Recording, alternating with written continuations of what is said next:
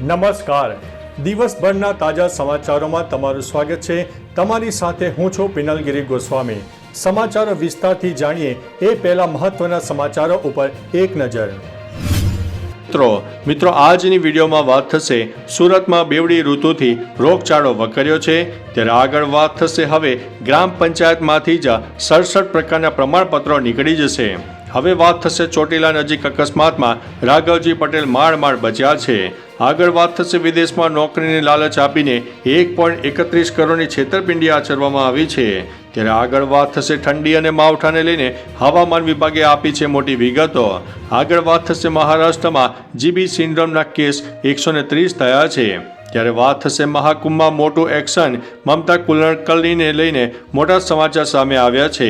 ત્યારે આગળ વાત થશે ગુજરાતના સરહદી વિસ્તારમાંથી ઝડપાયું છે આંતરરાષ્ટ્રીય કોલ સેન્ટર। ત્યારે વાત થશે એસસી અને એસટી મહિલાઓ માટે નવી સ્કીમ શરૂ થઈ છે। આગળ વાત થશે નાના ઉદ્યોગો માટે બજેટમાં સારી જાહેરાત કરવામાં આવી છે। ત્યારે આગળ વાત થશે પ્લાસ્ટિક પ્રદૂષણને લઈને જીપીસીબીને હાઈકોર્ટે બનાવ્યો છે પાઠ। ત્યારે આગળ વાત થશે ટેક્સને લઈને થઈ ગઈ છે મોટી જાહેરાત। આગળ વાત થશે એમએસ યુનિવર્સિટીના પૂર્વ વાઇસ ચાન્સલરને બંગલો ખાલી કરવા 8 દિવસનું અલ્ટિમેટમ। ત્યારે વાત થશે ડિજિટલ અરેસ્ટ કરીને ગઠિયાઓએ 26.15 લાખ રૂપિયા પડાવી દીધા છે। હવે મિત્રો સમાચારો વિસ્તારથી। જૂનાગઢમાં રહેતા યુવાન અને સાયબર ગઠિયાઓએ મુંબઈ ક્રાઇમ બ્રાન્ચના અધિકારીને ઓળખ આપીને તાઇવાન મોકલેલા પાર્સલમાં અન્ય ચીજ મળ્યું છે તેમ જણાવ્યું હતું, જેમાં તમારા આધાર કાર્ડનો ઉપયોગ થયો છે તેવી વાત કરીને જેલનો ડર બતાવીને યુવાનને ડિજિટલ એરેસ્ટ કર્યો હતો। બાદમાં જેલમાં જવું ન પડે તે માટે અલગ ખાતાઓમાંથી કુલ 26.15 લાખ રૂપિયા ઓનલાઈન ટ્રાન્સફર કરાવીને છેતરપિંડી કરવામાં આવી છે। મિત્રો અન્ય મહત્વના સમાચારની વાત કરીએ તો એમએસ યુનિવર્સિટીના પૂર્વ વાઇસ ચાન્સલરને બંગલો ખાલી કરવા 8 દિવસનું અલ્ટિમેટમ। મહારાજા સયાજીરાવ યુનિવર્સિટીના પૂર્વ વાઇસ ચાન્સેલર વિજયકુમાર શ્રીવાસ્તવે રાજીનામું આપ્યા બાદ પણ પોતાનું સત્તાવાર નિવાસસ્થાન છોડ્યું નથી। આ કામ તુરંત કરવાની જગ્યાએ તેમના દ્વારા રહેવા માટેનું 3 મહિનાનું એક્સટેન્શન માંગવામાં આવ્યું હતું। જો કે આ મામલે કોઈપણ પ્રકારની ઉદારતા દાખવ્યા વગર યુનિવર્સિટીના બોર્ડ ઓફ મેનેજમેન્ટ દ્વારા નિયમ અનુસાર 8 દિવસમાં બંગલો ખાલી કરવા માટેનું અલ્ટિમેટમ આપી દેવામાં આવ્યું છે। મિત્રો અન્ય મહત્વના સમાચારની વાત કરીએ તો ટેક્સને લઈને થઈ ગઈ છે મોટી જાહેરાત। બજેટ ભાષણમાં મોટું એલાન થયું। ટેક્સ ચૂકવનારા માટે સરસ સમાચાર, હવે 12 લાખ રૂપિયા સુધીની આવક રકમ પર ટેક્સ ફ્રી કરવામાં આવી છે। કેન્દ્રીય નાણામંત્રી નિર્મલા સીતારમણે બજેટ રજૂ કરતી વખતે કહ્યું છે કે વાર્ષિક 12 લાખ રૂપિયા સુધીની આવક પર કોઈ ટેક્સ નહીં લાગે। આમ જેને મહિને લાખ રૂપિયા સુધીની આવક હશે તેના ઉપર કોઈ ટેક્સ નહીં લાગે। બજેટમાં આ મધ્યમ વર્ગના લોકો માટે સૌથી મોટી રાહત અપાઈ છે। મિત્રો અન્ય મહત્વના સમાચારની વાત કરીએ તો પ્લાસ્ટિક પ્રદૂષણને લઈને જીપીસીબીને હાઈકોર્ટે બનાવ્યો છે પાઠ। સમગ્ર વિશ્વમાં પ્લાસ્ટિકનો ઉપયોગ દિન પ્રતિદિન વધતો જાય છે। પ્લાસ્ટિક પ્રદૂષણ આજે વિશ્વભરમાં ભારે ચિંતાનો વિષય બન્યો છે, જેને લઈને વિશ્વભરમાં પ્લાસ્ટિકનો વપરાશ ઘટે તે માટે ચર્ચાઓ પણ થાય છે। ત્યારે ગુજરાત રાજ્યમાં પ્લાસ્ટિક વેસ્ટને મુદ્દે ગુજરાત હાઈકોર્ટે મહાનગરપાલિકાઓ અને નગરપાલિકાઓ સામે પ્રદૂષણ નિયંત્રણ કરવાનો આદેશ આપ્યો છે, જે મામલે ગુજરાત હાઈકોર્ટમાં સુનાવણી હાથ ધરવામાં આવી છે। મિત્રો અન્ય મહત્વના સમાચારની વાત કરીએ તો નાના ઉદ્યોગો માટે બજેટમાં સારી જાહેરાત। બજેટમાં નાના ઉદ્યોગોને મહત્વ આપવામાં આવ્યું છે, જેમાં ખાસ ક્રેડિટ કાર્ડ જાહેર કરાશે। 5 લાખની મર્યાદા સાથે માઇક્રો એન્ટરપ્રાઇઝીસ કાર્ડ ઇસ્યુ થશે, જેમાં શરૂઆતમાં 10 લાખ ક્રેડિટ કાર્ડ અપાશે। અત્યારે તેના માટે 91 કરોડથી વધુ અરજીઓ મળી છે, જેમાં આ ઉદ્યોગો માટે રૂપિયા 10 કરોડના નવા યોગદાનનો ઉમેરો કરવામાં આવશે। સ્ટાર્ટઅપ માટે 1.5 લાખ કરોડની લોન મળશે, જેમાં ગેરંટી ફીમાં ઘટાડો કરાયો છે। મિત્રો અન્ય મહત્વના સમાચારની વાત કરીએ તો એસસી અને એસટી મહિલાઓ માટે નવી સ્કીમ શરૂ। કેન્દ્રીય નાણામંત્રી નિર્મલા સીતારમણે બજેટ 2025માં અનુસૂચિત જાતિ અને જનજાતિ વર્ગની 5 લાખ મહિલાઓ માટે એક નવી સ્કીમની જાહેરાત કરી છે। આ સ્કીમ અંતર્ગત પહેલીવાર ઉદ્યમી બની રહેલી સમાજની મહિલાઓને 5 વર્ષના ગાળામાં 2 કરોડ રૂપિયાનો ટર્મ લોન આપવામાં આવશે। આ સ્કીમમાં સ્ટેન્ડઅપ ઇન્ડિયા સ્કીમથી મળેલી શિખામણને પણ સામેલ કરવામાં આવશે। મિત્રો અન્ય મહત્વના સમાચારની વાત કરીએ તો ગુજરાતના સરહદી વિસ્તારમાંથી ઝડપાયું છે આંતરરાષ્ટ્રીય કોલ સેન્ટર। ભારત અને પાકિસ્તાન બોર્ડર પર આવેલા અતિ સંવેદનશીલ વિસ્તારના વાવ શહેરમાં છેલ્લા 6 માસથી દીપાસરા વિસ્તારના મકાનમાં ચાલતા ગેરકાયદેસર આંતરરાષ્ટ્રીય કોલ સેન્ટરની પ્રવૃત્તિઓનો ચોંકાવનારો ઘટસ્ફોટ થતાં ખળભળાટ મચી જવા પામ્યો છે.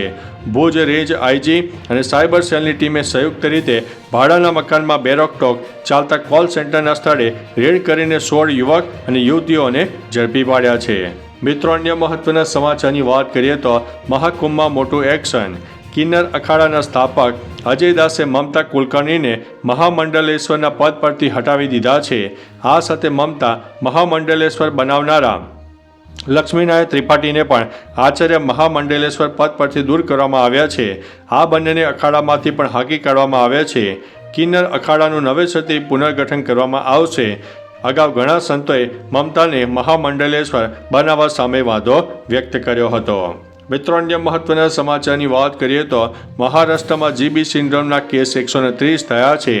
મહારાષ્ટ્રના પુણે અને આસપાસના વિસ્તારોમાં ગુઇલેન બેર સિન્ડ્રોમ એટલે કે GBS ફેલાયો છે, જેના કેસોની સંખ્યા વધીને 130 થઈ ગઈ છે.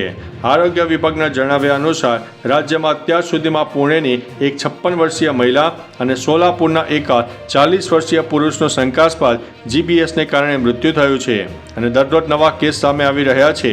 મહારાષ્ટ્ર સરકારનો આરોગ્ય વિભાગ સમગ્ર સ્થિતિ ઉપર નજર રાખી રહ્યો છે. મિત્રો, અન્ય મહત્વના સમાચારની વાત કરીએ તો ઠંડી અને માવઠાને લઈને હવામાન વિભાગે આપી છે મોટી વિગતો. ગુજરાતમાં હવામાન અત્યારે 2 ઋતુમાં ચાલતું હોય તેવું લાગી રહ્યું છે. વહેલી સવારે ભારે ઠંડીનું જોર યથાવત જોવા મળ્યું છે, પરંતુ મોડી રાત પછી ગરમીનો અનુભવ પણ થતો હોય છે. મહત્વનું છે કે હવામાન વિભાગ દ્વારા આગામી 2 દિવસ માવઠાની આગાહી કરવામાં આવી હતી, જેને લઈને લોકો પણ ભારે પરેશાન જોવા મળી રહ્યા છે. પરંતુ અત્યારે એવું જાણવા મળે છે કે માવઠાનું સંકટ રાજ્ય ઉપરથી ટળી ગયું છે. મિત્રો, અન્ય મહત્વના સમાચારની વાત કરીએ તો વિદેશમાં નોકરીની લાલચ આપીને 1.31 કરોડની છેતરપિંડી આચરવામાં આવી છે. કલોલમાં રહેતા યુવક સાથે અમદાવાદના દંપતીએ છેતરપિંડી કરી હતી. વિદેશ મોકલવાનું કામ કરતા દંપતીએ યુવક પાસે 16 લાખ જેવી માતબર રકમ લઈને યુવકને વિદેશ નહીં મોકલીને છેતરપિંડી કરી હતી, જેની પોલીસ ફરિયાદ દાખલ કરવામાં આવી છે. આ દંપતીએ મહારાષ્ટ્રમાંથી ઝડપી લેવાયું છે. પોલીસે તપાસ કરતા આ દંપતીએ વિદેશ જવા ઈચ્છુક લોકો પાસેથી ₹1,31,40,000 પડાવી દીધા છે. મિત્રો, અન્ય મહત્વના સમાચારની વાત કરીએ તો ચોટીલા નજીક અકસ્માતમાં રાઘવજી પટેલ માળ બચ્યા. રાજ્યના કૃષિ મંત્રી રાઘવજી પટેલે ગાંધીનગરથી જામનગર જતા ચોટીલા નજીક અકસ્માતનો ભોગ બન્યા હતા. જોકે સદનસીબે તેઓ સુરક્ષિત છે. કાર અને ટ્રક વચ્ચે ભીષણ ટક્કર થતા કારને ભારે નુકસાન થયું હતું. અકસ્માતના કારણે હાઈવે પર ટ્રાફિક જામ સર્જાયો હતો. ઘટનાની જાણ થતાં પોલીસ કાફલો તાત્કાલિક ઘટના સ્થળે પહોંચ્યો હતો અને સ્થિતિ સંભાળી હતી. આ મામલે પોલીસે ગુનો નોંધીને વધુ તપાસ હાથ ધરી છે. મિત્રો, અન્ય મહત્વના સમાચારની વાત કરીએ તો હવે ગ્રામ પંચાયતમાંથી જ 67 પ્રકારના પ્રમાણપત્ર નીકળશે. હવે ગ્રામજનોને આવકનો દાખલો, રેશન કાર્ડમાં ફેરફાર, કેરેક્ટર સર્ટિફિકેટ સહિતના 67 પ્રકારના પ્રમાણપત્રો માટે તાલુકા અને જિલ્લા કચેરીના ધક્કા ખાવાની જરૂર નહીં રહે. રાજ્ય સરકારના નિર્ણય મુજબ ઈ ગ્રામ સેવા દ્વારા આ પ્રમાણપત્રો ઉપલબ્ધ કરાવાશે. પ્રમાણપત્ર મેળવવા નાગરિકોને ઈ ગ્રામ પંચાયત દ્વારા ફોર્મ ભરીને ₹20 ફી આપવી પડશે. મહેસૂલ વિભાગની 54 અને સામાજિક ન્યાય વિભાગની 13 મળીને કુલ 67 સેવાઓ મળનારી છે. મિત્રો, અન્ય મહત્વના સમાચારની વાત કરીએ તો સુરતમાં બેવડી ઋતુથી રોગચાળો વકર્યો છે. ઋતુમાં ફેરફાર થતાં હાલ રોગચાળો વકર્યો છે, જેમાં સુરતમાં રોગચાળાના કારણે 2 વર્ષીય બાળકનું ન્યુમોનિયાના કારણે મોત થયું છે, જેમાં સિવિલ હોસ્પિટલમાં સારવાર દરમિયાન મોત થયું હોવાની પ્રાથમિક માહિતી સામે આવી છે. જણાવીએ કે 14 જાન્યુઆરીએ બાળકને હોસ્પિટલમાં દાખલ કરવામાં આવ્યું હતું અને ત્યારબાદ બાળકની તબિયત સુધારા પર રહેતી ન હતી, જે બાદ તે મૃત્યુ પામ્યો. આ પરિવાર ઉના પાટિયાના ભીંડી બજારમાં રહે છે. તો ચાલો મિત્રો, ફરીથી દેશ અને દુનિયાના સુપરફાસ્ટ સમાચાર લઈને મળતા રહીશું. ત્યાં સુધી અમને રજા આપશો. નમસ્તે.